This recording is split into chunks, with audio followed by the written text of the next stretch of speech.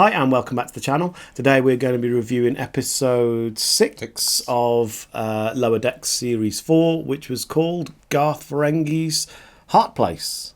Path Ferengi. Yes. I'm getting confused because it's based, you don't know what the title's from. There's a Channel 4 series called Garth Marenghi's Dark Place. It's a comedy. It's a play on words. Yeah, and it's I'm like, wow, so the people that watch that have seen this little known... It flopped at air, but it's been like... it's not a deep cut. Really, really is. And if you haven't seen it, you should totally watch it. Yeah. We'll add that to why you should watch Garth Marenghi's Dark Place, because it's incredible. It's got Richard Ayo... I can't pronounce his last name. Oh, yes, I know you're on that. Yeah, he wrote it as well. People from the Mighty Boosh are in it. Matt Berry's in it. Oh. It's brilliant. It's really, really good. You should totally watch it, and you should if you haven't seen it. But that's where the title comes from. It's got absolutely nothing to do with the episode either. No, yeah. So Path Ferengi's yeah, absolutely. I haven't seen just a play on words. Yeah, just a play on. I think they must just gone Ferengi. Yeah, let's go with that. So in this episode, again we've got a few plot threads going on at the same time as usual with Lower Decks. So the main Lower Decks team are sent to do a travel guide, kind of a travel guide, isn't it, on Ferenginar. Yeah. Whilst back on the Cerritos, Captain Freeman and I can't remember the Admiral, but an Admiral are attempting to Ferengi are attempting to join the Federation, aren't they? Based on attacks from that weird ship that we mentioned in our last episode that seems to be destroying vessels all around the place. So still, yeah, and hijinks ensured. Was there bits that stuck out for you in this one that you liked? I love the cop show. Yes, the watching the landlord, TV. the watching the TV. Boimler gets addicted to watching television. We're all sitting down in front of TV. I'm not going to. And then before you know it, he's just that's his entire holiday. He spends watching TV. But I did enjoy the landlord cop show. I thought that was a good piss take on the Ferengi. And obviously, I love the fact that ROM and LEETA returned and was a big with the proper voices and everything, actors, as is normally the case with Lower Decks. And the whole romance thing between... I love the plot between Rutherford and Tendi. Because I've always thought, they've got a little thing going on. There. And I did love that entire plot. them having to pretend to be a married couple, and they really get into it, and then it goes a little too far, and they become uncomfortable with it. I loved when they're in... I mean, you're going to talk more probably about... is it Quark's? It's Quark's Experience. Quark's Experience Bar and Grill. Federation Experience Bar and Grill, which I know you're going to talk about a little more in a bit. But I love when they're doing the where they have to answer questions under a lie detector, and they've got the puddings that are shaped like each other naked. I love that part. But so yeah, the experience. What did you? I know you were. I thought it was great because it literally was a complete replica of Star Trek: The Experience in Las Vegas. So. Yeah, because I saw the guy that did the Voyager model had tweeted on X about that he was really pleased, wasn't it? Because he'd spotted it and gone, oh my God, it's exactly the same as what I've And they were positioned the same. It was Voyager and the Enterprise. Like, I looked at it, I was like, really? Is this what they're doing? Like, it was dotted around in that place, and it's Quark's Bar in there as well in Las Vegas. So. I see they should bring it back. They should bring back the Star Trek Experience in Las Vegas. That whole section of that, I was just like, that is a deep cut. I love the fact that they've done that. But yeah, that whole section in that thing, and like you say, the lie detector moments with that, and Miggly Moo turning up.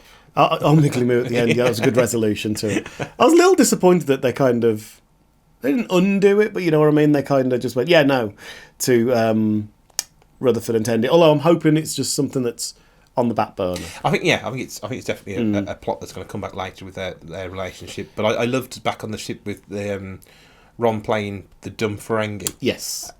And obviously anyone that's watched Deep Space Nine knows, yes, he's a goofball, but he's quite an intelligent he's an engineer. And playing it up so that they underestimate him, wasn't it? Yeah. So they could get more out of it for their side of the contract. Which Freeman spotted all the way through and was telling the Admiral, no, we need to be more... And uses the rules of acquisition to stitch them up, which they respect. And that's... Go back to the original deal, go back to the original. Really clever little plot, that whole little plot line. And like I said, just bringing them two back. They didn't... Again, it's one of those things, you don't have to do this. They could have visited Ferenginar, not had ROM turn up, not had LEETA turn up. Yeah. And then you didn't need those cameos, but the fact that they've done it, it's just a nice little deep cut for the fans to say, we're picking back up on these guys, I didn't think that Mariner's plot was particularly engaging. Yes, she's with just her getting, friend, and she's acting out, and that she's getting into fights. I don't know. It's because part of me, I think, the way she said, "Oh, I know someone here." I think I was expecting somebody that we'd already encountered. Brunt. That's where I was hoping it. I was really hoping it would be Brunt. Think, yeah. And it wasn't. It was somebody else, and it was basically just her getting into scraps. And I know it was for character growth, but I thought it made a character look a bit like an. Yeah, which the Ferengi think sort of thought that in the end, didn't he? Yeah, you need to they did acknowledge it. It did make me laugh though when they're walking past the list of the dead. Yes, and they're not crying over the dead; it's the prophets that they've lost through the death. And I was like, and he's quite funny. They're not bothered about the people that died. It's actually the prophet that's gone by. Yeah, it was neat seeing Ferenginar again. Properly, and little as well. Ferengi shuttles, all those little things that we've seen before, but they've done little tweaks on them. There's a few in the background that got slightly different design. So, for me, it was just a nice deep dive into Ferenginar again. Like I say, we got to experience the culture, and like I say, Boimler just when he sits there and he goes, "I'm not going to get sucked in by all this," and you just know. And because the adverts and everything in it, isn't it? Gets addicted to whatever they're drinking in it. And he's drinking this Sluggo Cola, and he's got Sluggo chips or whatever That's they are. Right, yeah. They're all branded. And I just thinking, and when it's Ransom calls at the end going, "Don't panic." Yes. And they're calling to eject you from the ring. And you just hear him screaming. That's right, he gets ejected by security, doesn't he? And he's just screaming. I was like, just accept it. Yeah. But yeah, it was, a fun episode that got lots of little laughs. Like I said, Mariner's story was a bit, but it was nice to see Rutherford and Tendi explore that side of things, because I think we've all known it's there. Yeah. And then at the very end of the episode, when they're crawling into the Jeffries tube. Yes, on top of each other. I'm like, oh, really?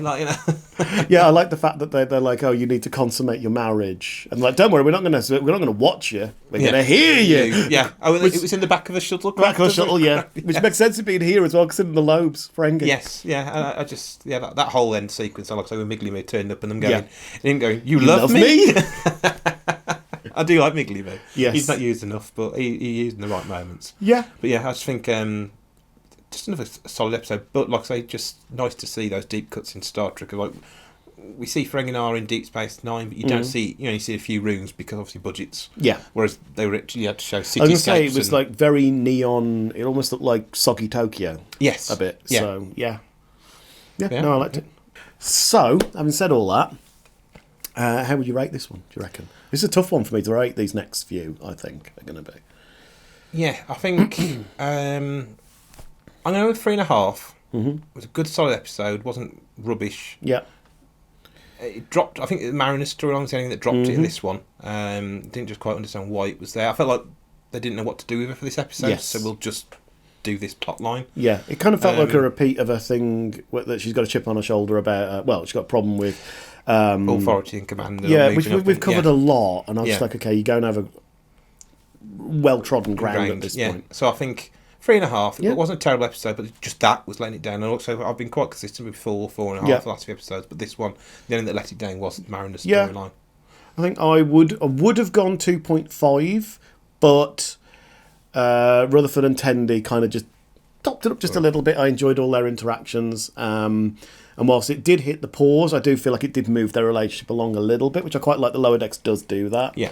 So for me, I'm going to go with 3. 3.5 out of 5. Yeah, it could have been better. There weren't many moments where I really laughed out loud, but the ones that did did really work. Those deep cuts and like some of the comedy moments were spot on. Yeah. But again, pretty dependable. Out of 5, that's over half. We've got 3.5. So again, there haven't been any duds so far this season at all. So also a good start. Let's hope they keep up that momentum. So, if you have enjoyed this episode, please join us for the next one. And if you could like and subscribe or drop a comment down below, that would be fantastic as well. And hopefully, we will see you in the next one. Live long and prosper. Bye.